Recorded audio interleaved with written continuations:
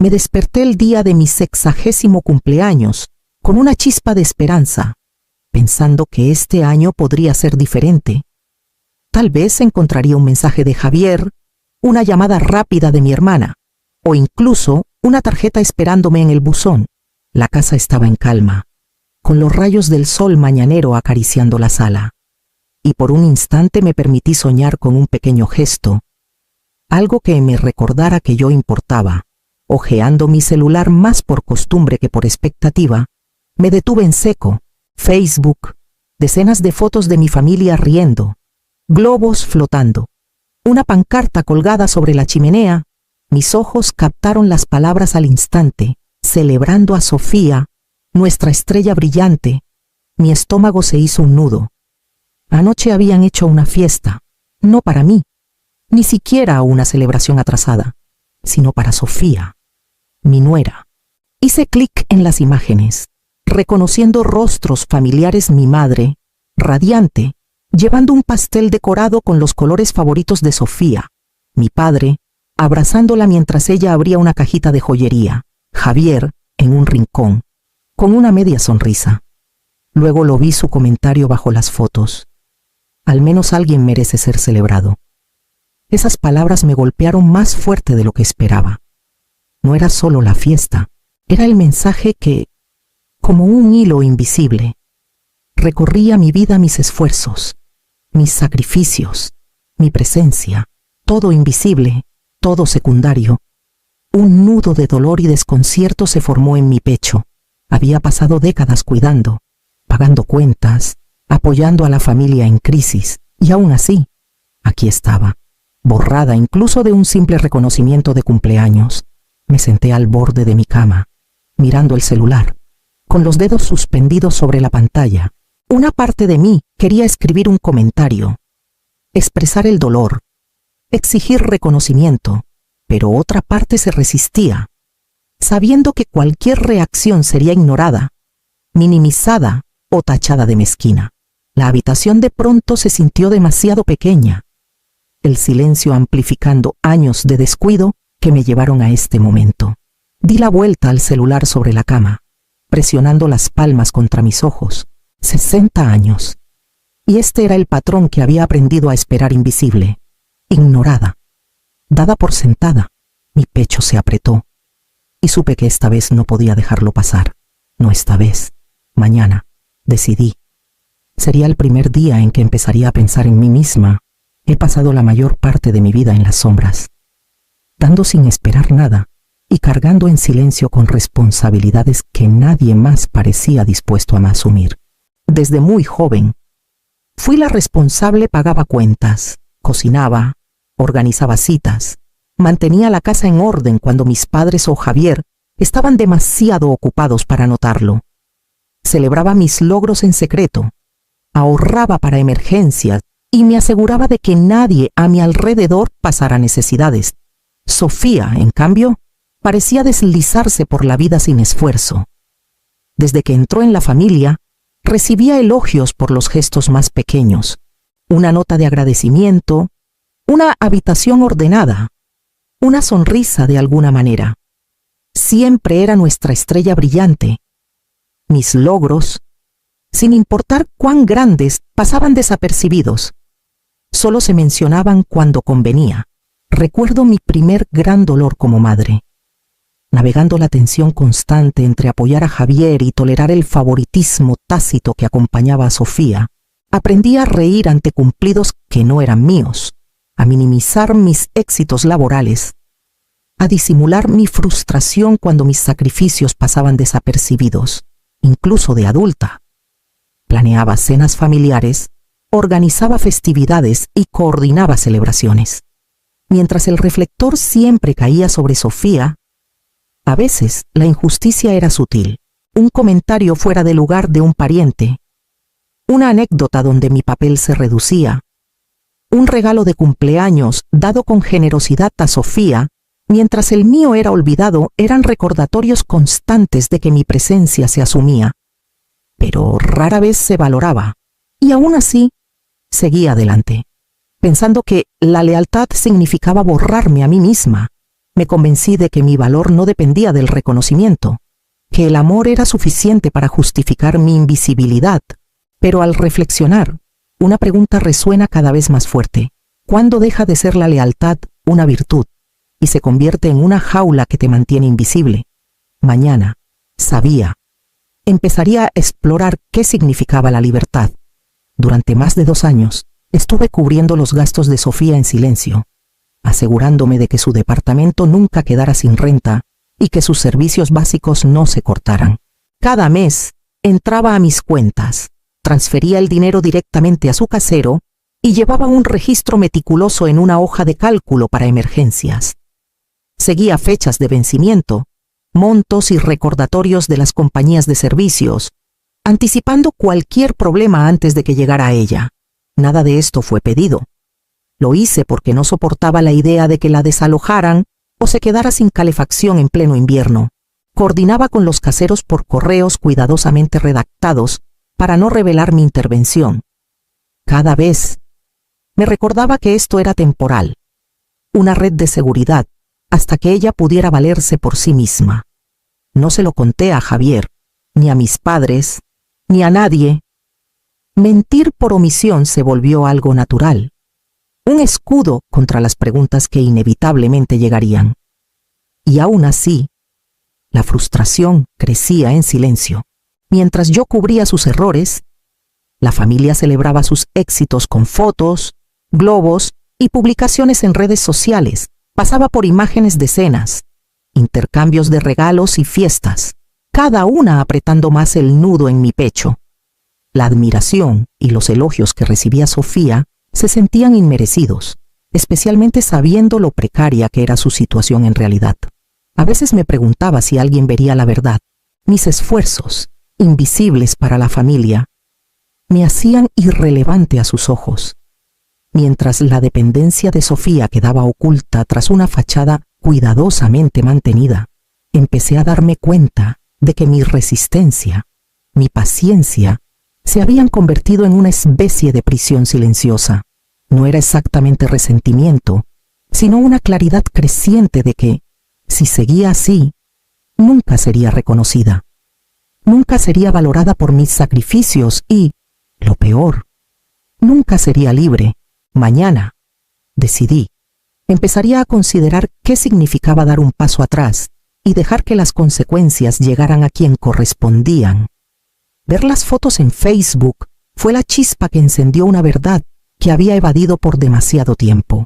La fiesta para Sofía, las sonrisas, los globos, los mensajes cuidadosamente redactados, todo gritaba una realidad que ya no podía ignorar.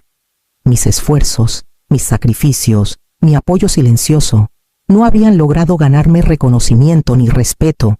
Facilitarle las cosas solo había perpetuado el ciclo. Y el patrón era demasiado familiar, demasiado arraigado para fingir que no me dolía.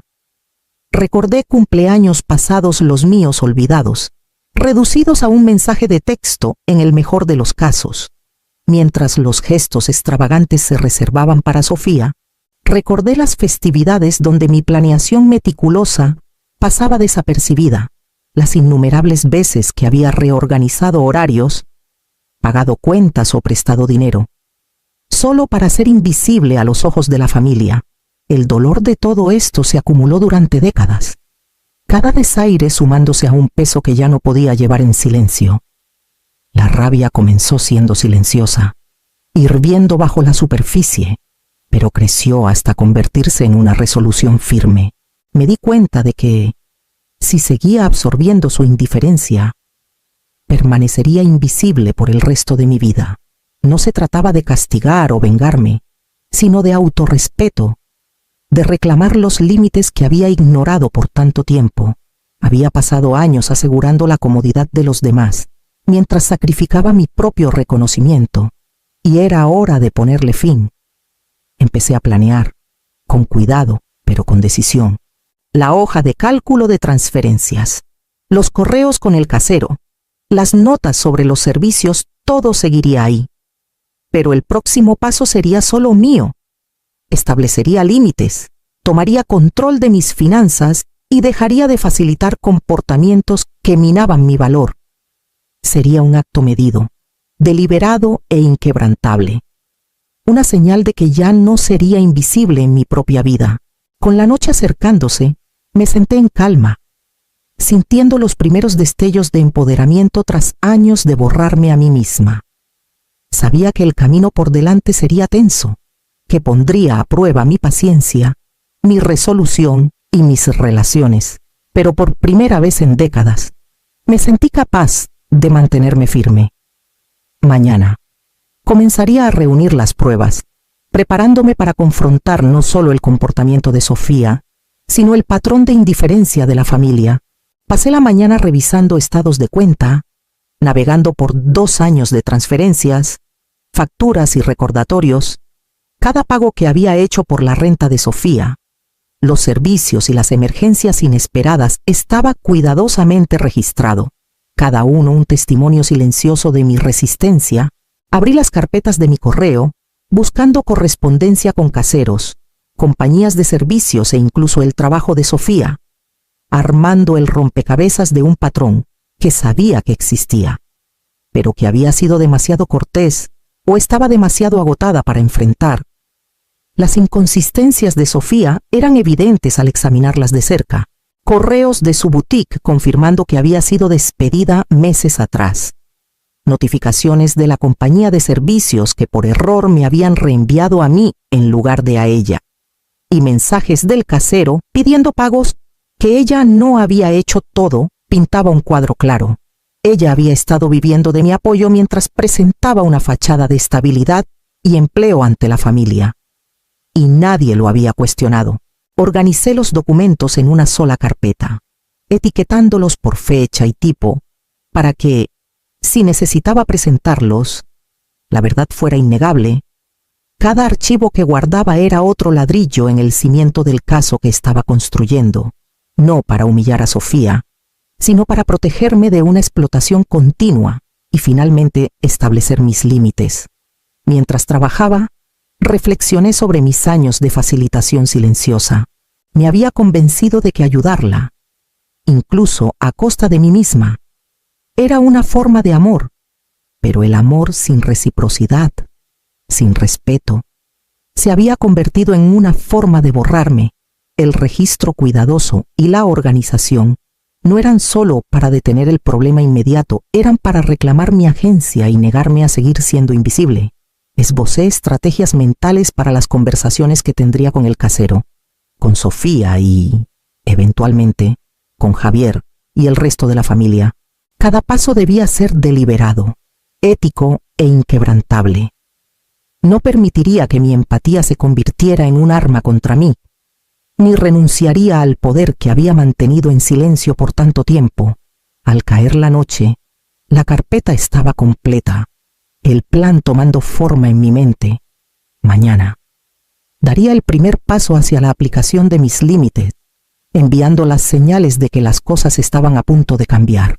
Respiré hondo y entré a mi cuenta bancaria, con la hoja de cálculo abierta a mi lado. La transferencia automática que había cubierto la renta de Sofía durante meses no se realizaría esta vez. Hice un pago final para saldar su saldo actual y envié un correo breve al casero, explicando que todos los pagos futuros serían responsabilidad de Sofía. No había juicios en el mensaje, solo hechos. Ella debía manejar sus obligaciones directamente de ahora en adelante. Casi de inmediato, la tensión comenzó. El celular de Sofía no paraba de sonar. Los mensajes se acumulaban más rápido de lo que podía seguir. Su tono pasó de la confusión al pánico al darse cuenta de que los pagos se habían detenido. Ignoré las llamadas, dejándola enfrentar las consecuencias inmediatas. En el fondo, casi podía escuchar el murmullo de preocupación extendiéndose por la familia, mientras las inconsistencias en su narrativa empezaban a salir a la luz. Javier me envió un mensaje esa noche, con palabras cuidadosamente neutrales. Sofía te dijo por qué llamó el casero. Su pregunta era vacilante, incierta, mostrando las primeras grietas en su confianza en la historia de ella. No respondí de inmediato. Quería que él viera. No que oyera que las acciones tienen consecuencias. La inquietud que había estado creciendo en silencio durante meses, ahora palpitaba con fuerza en la casa. Sofía se apresuraba a cubrir sus huellas. Los familiares comenzaron a hacer preguntas y, por primera vez, sentí el poder de la contención. No era crueldad, era necesario. Me di cuenta de que dar un paso atrás podía provocar caos, pero también forzaba la rendición de cuentas de una manera que las palabras nunca habían logrado. Con la noche cayendo sobre Ciudad de México, observé cómo Sofía luchaba por manejar la realidad que yo había impuesto. Mi decisión había sido deliberada, firme e irrevocable. Mañana confrontaría los patrones que había tolerado por tanto tiempo y forzaría un ajuste de cuentas. No solo con Sofía, sino con la familia que había permitido su comportamiento en silencio. El timbre sonó justo cuando terminaba de lavar los platos, con las manos aún tibias por el agua. A través de la mirilla, vi a Sofía, Javier y a mis padres en el pasillo, con expresiones tensas y reservadas. Abrí la puerta, pero di un paso atrás, bloqueando la entrada, dejando que el aire entre nosotros vibrara con una tensión no expresada. Sofía se adelantó primero, con la voz cortante. «Tienes que arreglar esto ahora. El casero dice que tengo 3 días para pagar, o me desalojan». Mantuve mi posición, con la voz calmada. «No puedo arreglar esto por ti, Sofía. Tú tomaste decisiones. Yo solo dejé de facilitarlas. Eres responsable de las consecuencias». Javier dio un paso adelante, intentando mediar, pero sus ojos saltaban nerviosamente entre nosotras. Mis padres la flanqueaban, con rostros que mezclaban frustración y confusión. «Clara, por favor», dijo mi madre, con la voz tensa. «Has ido demasiado lejos. Esto no es un castigo. Es familia». Negué con la cabeza. «No es un castigo. Es responsabilidad. Durante décadas he cargado con responsabilidades mientras mis esfuerzos eran ignorados. Mientras a Sofía la celebraban por errores que yo encubrí. Eso se acaba ahora. No seguiré dando apoyo financiero bajo falsas pretensiones». La voz de Sofía se alzó, mezclando pánico e indignación. «Me estás castigando porque ellos me quieren más». «No», dije con firmeza. «Estoy priorizándome. Me niego a seguir apoyando a alguien que toma sin agradecer, que miente sobre su situación y manipula la dinámica familiar». Las manos de mi madre temblaban mientras gesticulaba. «Tienes que disculparte y restablecer los pagos. Esto ya fue demasiado lejos». «No lo haré», dije. «Estoy poniendo límites. Mi apoyo no se extiende a facilitar la deshonestidad. Si alguien quiere seguir en mi vida, respetará eso». Un largo silencio cayó, roto solo por la respiración entrecortada de Sofía. Javier bajó la mirada, sin palabras, como sopesando su lealtad. Mi padre finalmente carraspeó, titubeante.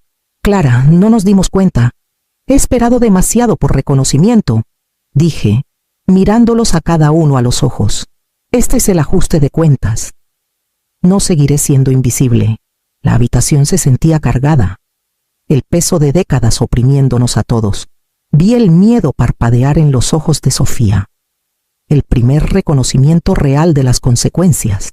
Mañana comenzaría la siguiente fase: asegurar que los límites que había trazado fueran respetados y que la responsabilidad finalmente cayera donde correspondía.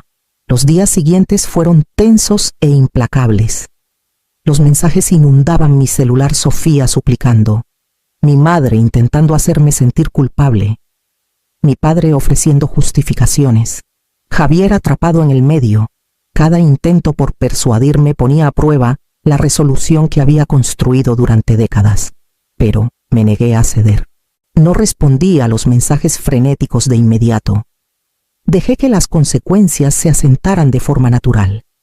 El pánico de Sofía era palpable. Llamó a sus amigos, buscando desesperadamente un compañero de cuarto para compartir la renta. Solicitó trabajos que había evadido por mucho tiempo, desempolvando currículums y llenando solicitudes con una urgencia que nunca le había visto. Por primera vez, tuvo que enfrentar la realidad de sus elecciones sin mi intervención silenciosa, amortiguando cada paso.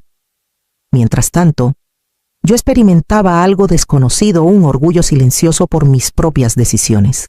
Durante décadas, mi empatía y paciencia habían sido explotadas, mi presencia dada por sentada.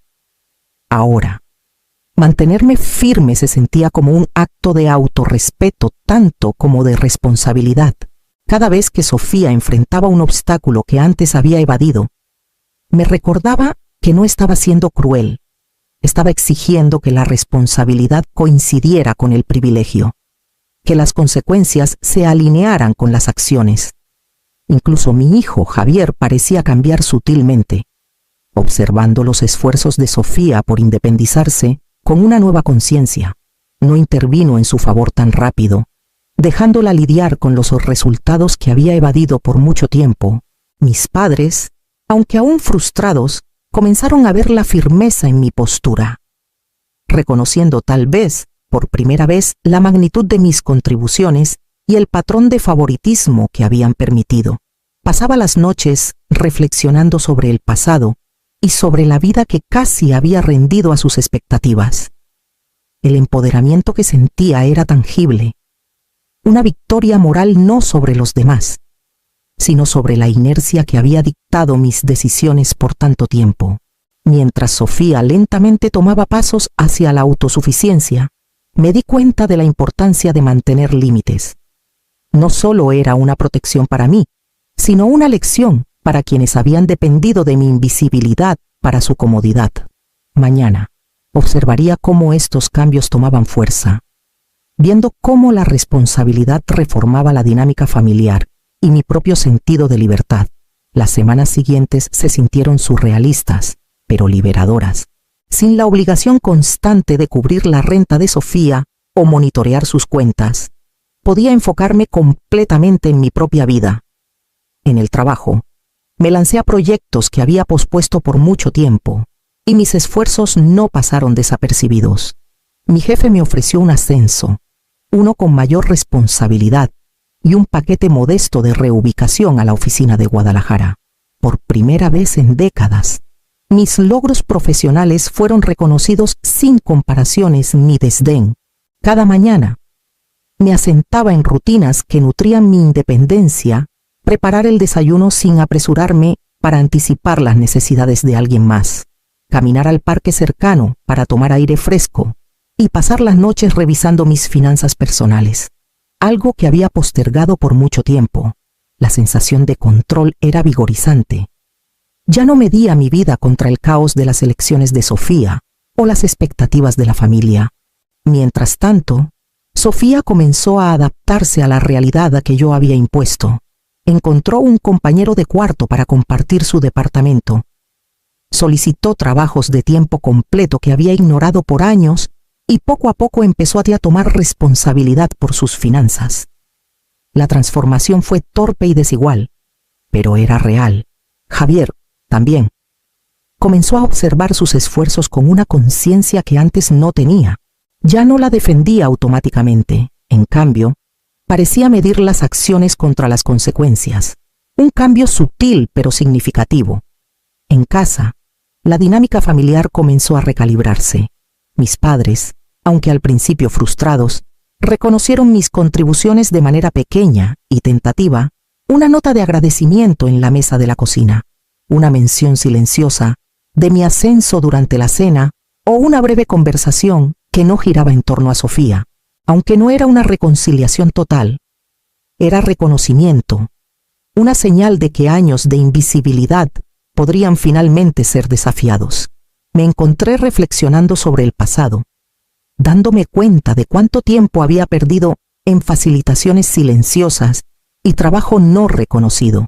Sin embargo, la claridad que sentía ahora era innegable. Era capaz de lograr plenitud personal y profesional sin comprometer mi integridad ni mi autorrespeto. El lento progreso de Sofía, el apoyo cauteloso de Javier y el reconocimiento tentativo de mis padres crearon un espacio donde el crecimiento era posible, no solo para ellos, sino para mí. Me permití sentir la satisfacción silenciosa de mantenerme firme y presenciar las primeras ondas de cambio.